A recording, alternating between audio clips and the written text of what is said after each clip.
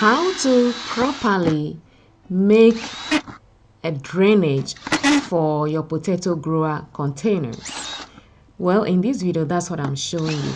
How to drill a hole or make a hole into the containers to get a good or proper drainage for your plants as you grow them in the potato grower container. So you just have to find a good drill that is the size of the holes, because these potato growers already comes with the holes. You just have to drill the holes in, and then that's it. So that's what you do to make sure that your plants are getting enough drainage when you water them, so they are not waterlogged underneath the soil. So that is what I'm doing here, and it's easy to do.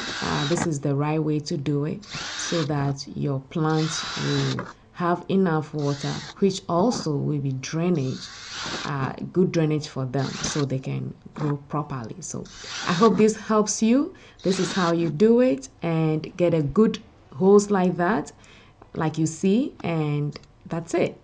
And so make sure you are, even if the container already has drainage, give it another drill. Just drill the holes in to open it up a little bit, and that will be helpful. Let me know where you are watching from. Thank you for watching Gardeningvava, and I'll see you on the next video. Take care.